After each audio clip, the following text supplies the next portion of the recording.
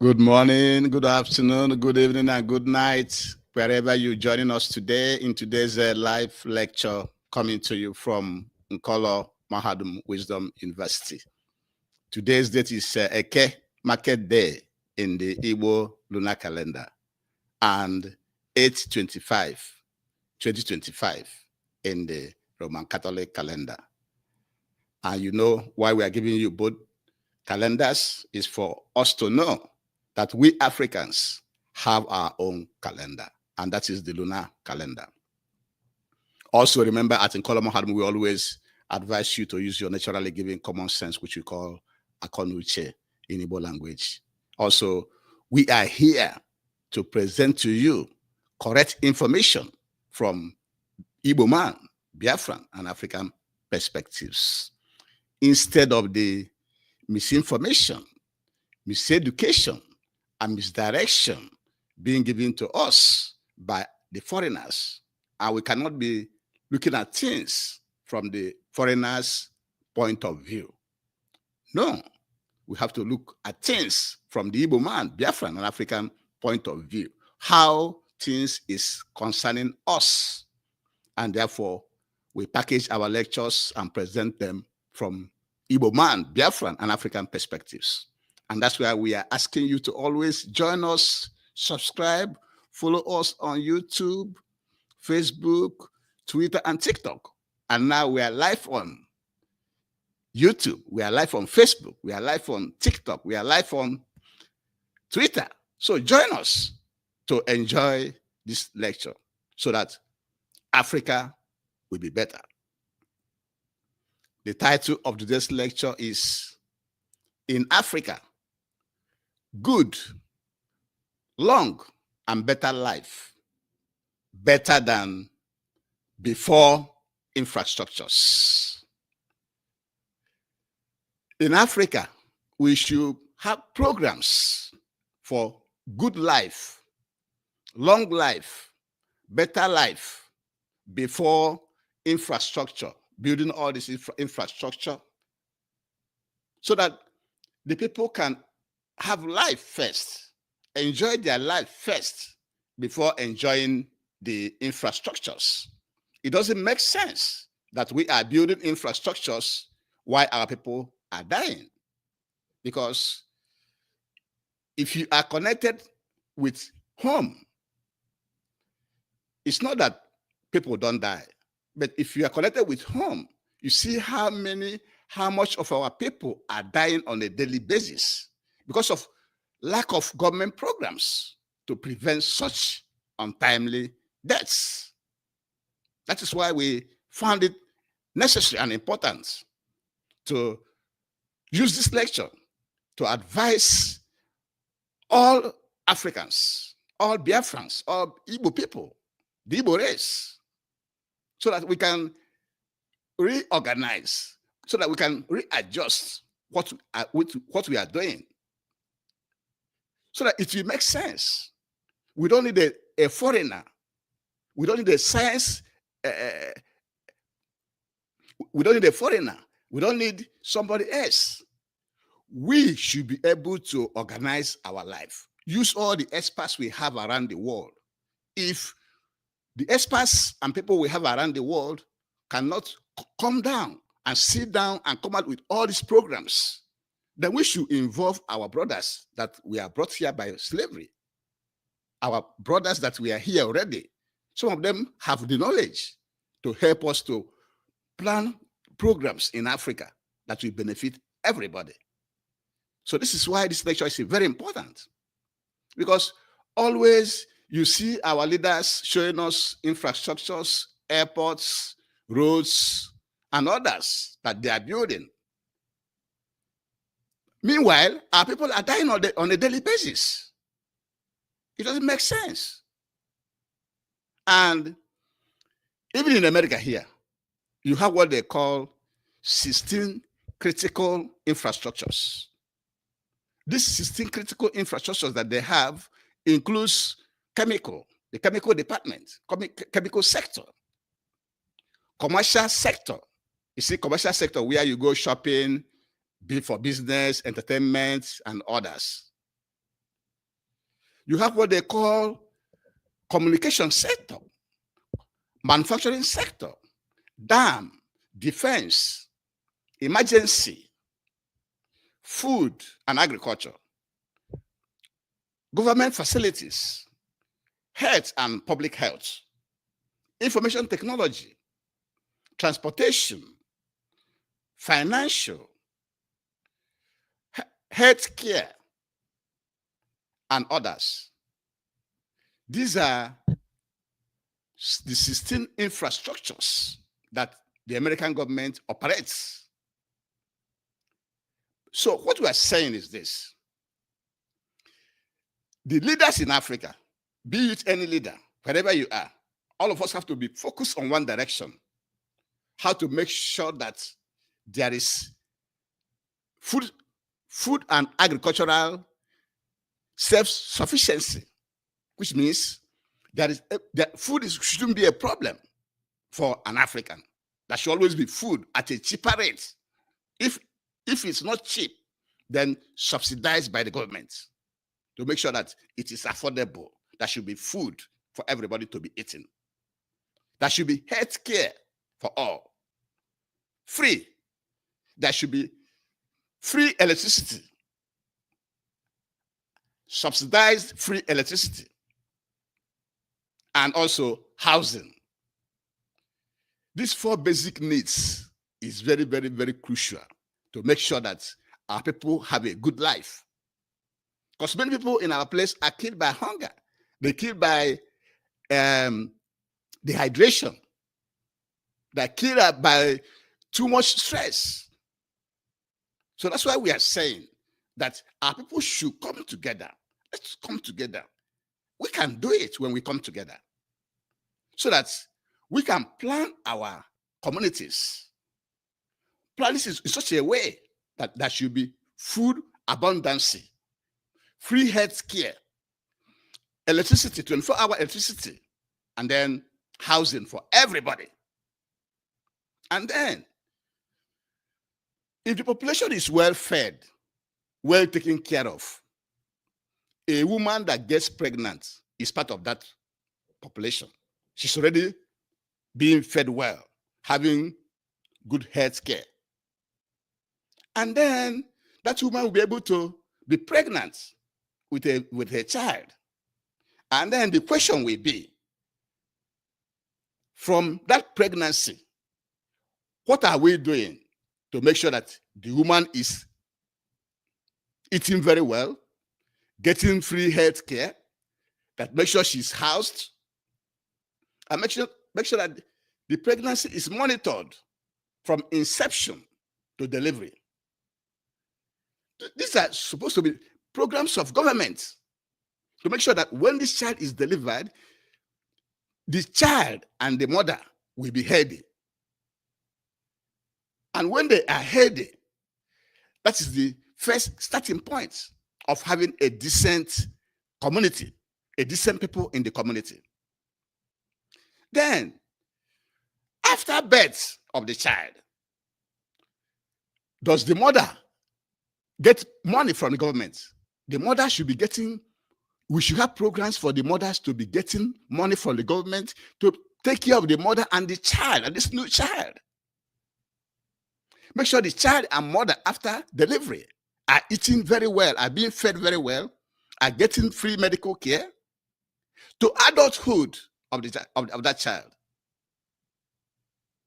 And then during child care, when this child is going to school, does this child have transportation to school?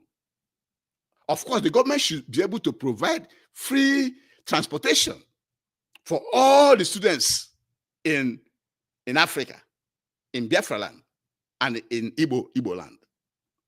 So that this child will wake up, the mother will escort the child to a location, a bus stop, and enter a free transportation to the school. And the government will also make sure that the child, while in school, will get at least 1 or 2 feedings, either breakfast and lunch. Or you design the program in such a way that the child eats breakfast in the morning before going to school. But in the school, that child must eat lunch. And there should also be very good healthcare system in every school. That's how you produce people with decent people in communities. And that's what we should be doing. And now, as this child continues to develop into different schools, primary school, secondary school, university, and so on, the question is, what kind of environment is this child studying in? Does the school accommodation, the hostels in the school, do they have air conditions? How are they taken care of in the school? And most importantly, what kind of education are we impacting on our children? We at Nkola Mahadum Wisdom University, we prefer practical education than the current theoretical education that doesn't lead us anywhere. The world measures success by productivity, by physical economy. Physical economy means what you can produce. And whatever you can produce, you produce with your hand and your brain. So what we need is practical education. So we make sure that our children are provided practical education. Unless, and if not, do away completely with this theoretical education that is not helping us. Now, after this child graduates, the one you call graduation, is there any work available in the environment for this child? If there's no work available, is there a program for the government in conjunction with banks to provide assistance, provide loan for this graduated student to be self-employed, to open his own business and be self-employed? That's how we should design our societies and communities so that there be no much crime. Because always you see that you see unknown gunmen, you see kidnappers, you see this and that all over our places. This is because the government didn't play their part when these children are small. They didn't play their part. The children were not guided. They were not directed properly. And this is why we are presenting this lecture, so that we can start early. We can reorganize ourselves. We can do it. And so it is very important. So if this child doesn't have employment, doesn't have no assistance to start his own business, does the government provide unemployment allowance, which will make sure that this graduate can rent a house, feed himself, and live his life with those allowances? These are where the government is supposed to be putting their money. This is what the government is supposed to be investing in the human capital, in human beings. Investing in human beings is much, much better than building infrastructure. Why should we be building infrastructure? Why you are not doing these things that have been highlighted in this program, in this lecture today? And at old age, what are you doing for the elderly? Somebody that have lived in our communities and got old. What is the government doing for that elderly man? As long as we know that nursing home, hospice is not our culture. Our culture is for the elderly man to stay in their family. And staying in their family does not mean that the government should not make sure that they have a house to live in. If they don't have a house, give them a house. Make sure the elderly gets free health care, free food, free transportation in most cases. We don't abandon our elders. We do not. In other societies, when somebody is old, you have like what they call caregiver. You have someone like caregiver. Why can't government make sure that We have caregivers, trained caregivers that you pay enough. You pay them enough to be doing that caregivers to our elderly people in our land. That is what many people are doing abroad. That is what the governments of many people in the UK, in the USA, in other what you call developed economy, that's what they're doing.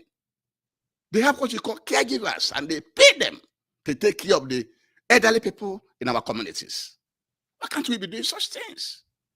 Do we need a rocket scientist to come and tell us to do it? That is why joining us, subscribing, following, liking, commenting, sharing our lectures to everybody is very important. So we have to change the way we are doing things in Africa. We don't need a foreigner to come and do that for us. That is why it is important that all leaders in Africa, in Biafra land, in Igbo race, anywhere in Igbo land and Igbo race, even when you are a leader in clubs or parochial organizations or town unions, make sure that we are all on the same page. These are what we need in our land. This is what will make us better in our land. We don't need a foreigner to come and do it for us. We can do it. We have the same head like the foreigners. Human beings are almost equal with just few exceptional genesis. But what they can do, we can also do it. And hence this lecture. And so what we are saying is that governments, all leaders in Africa, in Igbo land, in Biafra land, should make sure that good, long, and better life before infrastructure. Make sure our people are provided good and better life before building infrastructure, because they have to live first before they can enjoy those infrastructures. You cannot say that you are building infrastructures while our people are dying on a daily basis, and that is okay. It's not okay. And hence this lecture. So what we are saying is that even in America, they have what they call 16 critical infrastructures. And even as they have those 16 critical infrastructures, they are doing all these things that is being highlighted in this lecture. They are doing it. They already have that in place already. You cannot be doing infrastructure and leaving human beings first. You have to invest in your human beings. Human capital development is number one, should be number one, before you start building infrastructure, this, infrastructure, that. And in America, they have 16 critical infrastructures called, the first one, communication, chemical, commercial, manufacturing, dam, defense, emergency, food and agriculture, government facilities, health and public health, information technology, transportation, water and waterways systems, nuclear reactors, transportation, and finance. These are their 16 critical infrastructures. We are not saying that it is bad, but what we are saying is that before you engage that, make sure you are doing these ones first. Investing in your human beings, making sure that human beings that we are born into your location is not dying like fowls. Take care of your human beings first before you start your infrastructures. Or if you can do both, fine. But do not neglect the human beings, because that is the only thing we get in this world, is just to live. Eat when you want to eat, sleep in a good environment, go to work if you have work, and come back and, continue to live until one dies. And so what we are saying is all our leaders should focus on making sure that the population have food and agricultural self-sufficiency. That's food in the environment. That food is not a problem. Give them free health care. Make sure that they're taken care of when they are sick. Provide them 24-hour electricity, free, and also housing. Once you provide these basic things for them, that is continuous in a program. You have a program where it is going to be, that is the first thing of government. And every other person in the community will key in. It should be the first. So that if people in the environment, if people in the community, they are feeding well, they have free health care, they have 24-hour electricity, they have housing, then all their system will be functioning well. And in that community, a woman there that gets pregnant, you also make sure that that woman is feeding well, have good health care, have good housing, and the pregnancy is being monitored until birth. This is not hard to do. This is not hard to do. Then, when the pregnant woman gives birth, you make sure that the woman have money. There should be a program to provide money for women that give birth, so they can have money to be taking care of themselves as well as the child.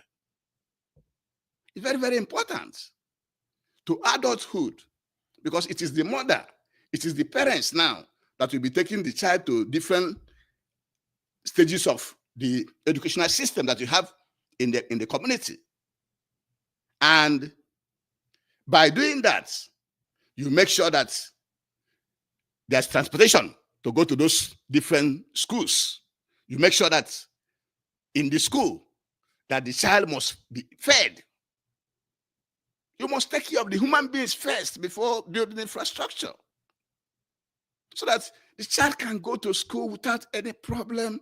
And then the school environment should be very, very good.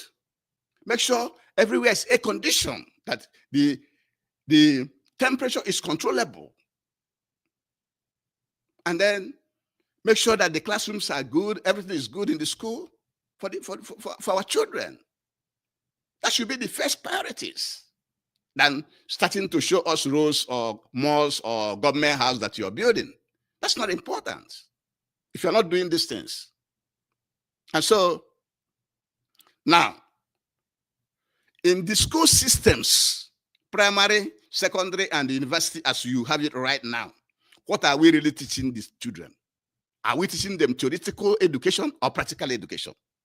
And in the world of today, you know that practical education is the key to survival.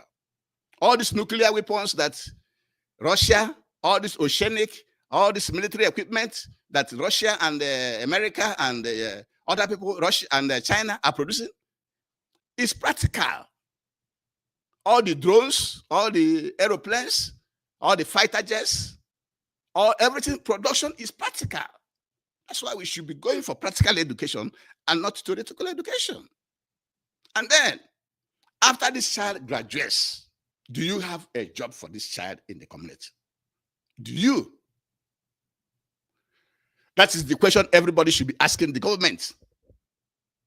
If you don't have a job for this child in the community after graduation, what do you expect him to do? Do you have a program to make sure that he will begin his own business? Do you have a program to give him financial assistance, like loan, like free loan or subsidized loan, for him to start on his own business? If you don't have it, do you have unemployment allowance you pay to this child after graduation?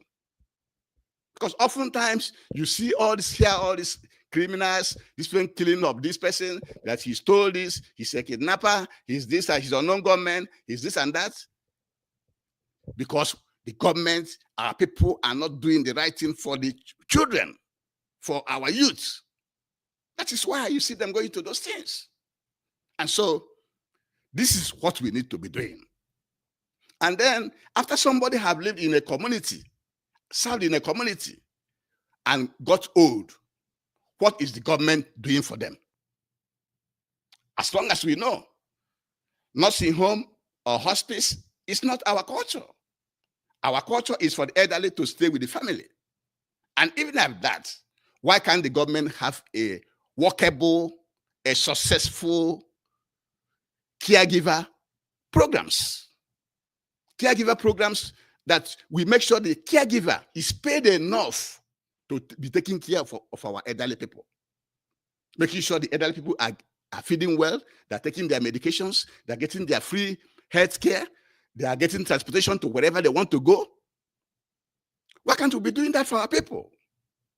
Why should we be focusing on infrastructure and leaving human beings that those things are meant for to be dying like fowls in our communities? It doesn't make any sense. So that's why we want to share this lecture, comment, like, share this lecture to everybody, because we need to change what we are doing. We're not doing it right at all. And hence, the establishment of Nkola Mahadum Wisdom University, where we package and present issues from Igbo man, from Biafran and African perspectives. And so we are presenting this lecture because we human beings, we the Igbo people, the Biafran people, the African people that are born into these communities have to live our life first. We have to live a successful life, a good life, in order to be able to enjoy all these infrastructures that they say that they are building for us. It is very, very important. And with this, we shall be bringing today's lecture to an end. But before we do, I have to also ask you to stand up and question your governments. Follow your government. The governments are the ones that have all your money. People in governments, they are the ones that have all your resources, everything for you. They have it. So they are the ones to readjust things and release those money back to you to make sure that you don't suffer much. You live a long life, a good life, and not a life of always complaining and suffering and dying as a result. And with this, we shall bring it to this lecture. And thank you very much for joining me today, and have a very, very, very good day. Thank you very much. Bye-bye.